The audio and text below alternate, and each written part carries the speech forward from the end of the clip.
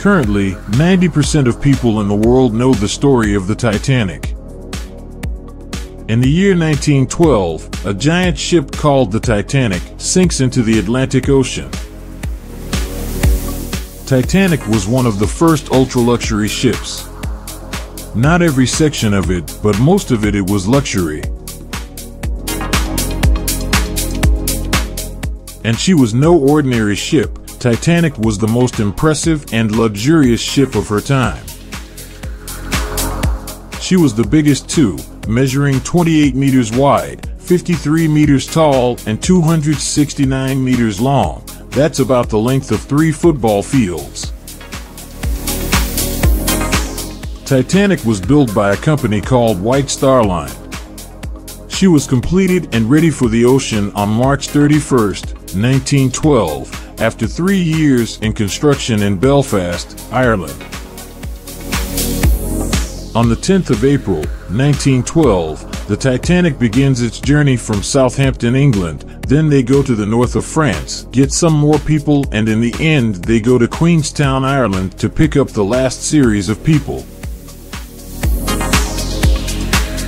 After that, they start heading towards New York. On the Titanic there are 2,200 people on board, and 1,300 of them are the ship's personnel, so about 900 passengers. The passengers included businessmen and people hoping to start a new life in America. Life on board Titanic depended on who you were and how much money you had. The wealthiest people traveled in first class, located at the top of the ship.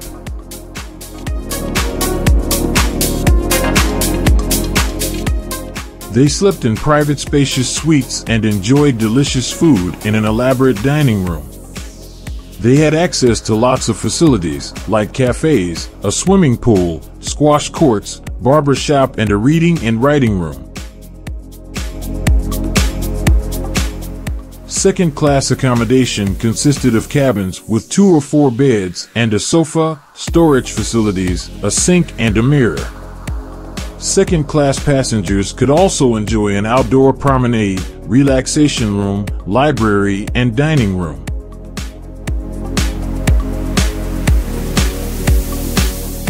And third class. The third-class facilities were much more basic, but they were still far better than those on other boats at that time. Located at the bottom of the ship, cabins slept up to 10 people and each had a sink and mirror. There was also a dining room where food was served 3 times a day.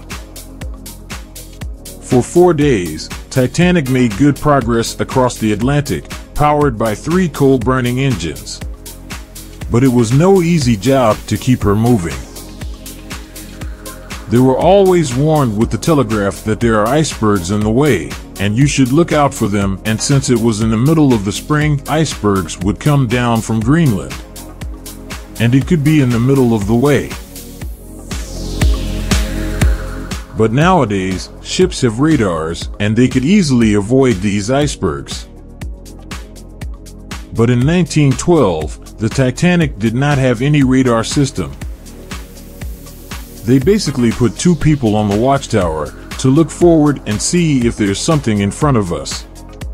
If you see an iceberg, let us know. That 2 dudes up there did not even have a flashlight, let alone binoculars. Just before midnight on day 5, in the freezing cold North Atlantic Ocean, an iceberg loomed out of the darkness. Too big to quickly change direction, Titanic scraped along the side of the ice, tearing holes in at least 4 sections of the hull.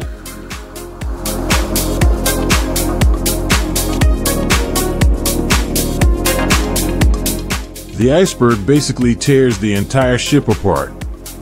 The captain of Titanic, Edward John Smith, and his crew knew that the collision meant disaster. Titanic would sink in just a few hours. Distress signals were sent out to nearby ships, and passengers were ordered to get to the lifeboats fast. But there was one very big problem.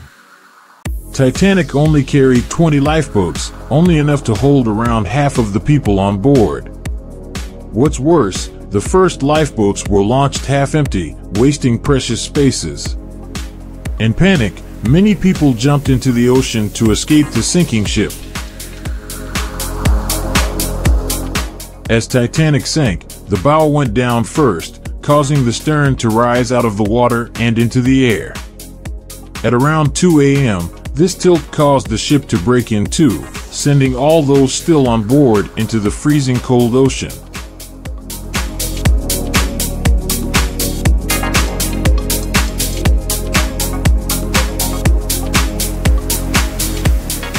In the -2 degrees Celsius waters, most passengers who went into the sea would have died from the cold within 15 minutes. Some managed to survive a little longer by treading water or clinging onto bits of floating wreckage. The first ship to respond to Titanic's distress signals was called the RMS Carpathia. But despite setting out immediately and traveling at top speed, she didn't arrive until around 3:30 a.m., over an hour after the Titanic had sunk. On arrival at the disaster, the RMS Carpathia rescued those who had made it into the lifeboats. There were around 705 survivors in total, and all were transported safely to New York. But tragically, more than 1,500 people lost their lives on the Titanic, most never to be seen again. Despite many attempts to find the wreck, Titanic remained hidden from the world for around 70 years.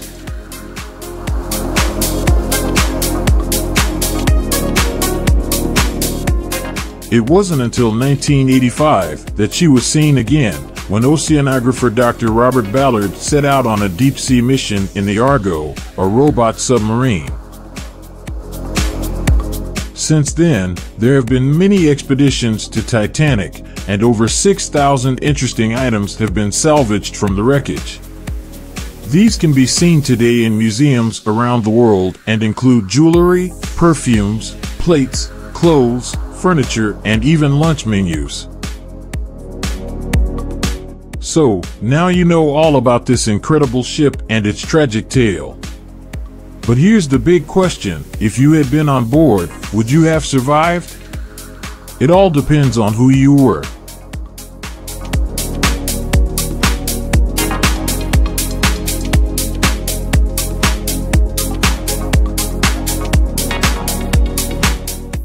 Thanks for watching video. For more support, please subscribe channel and share videos with your friends.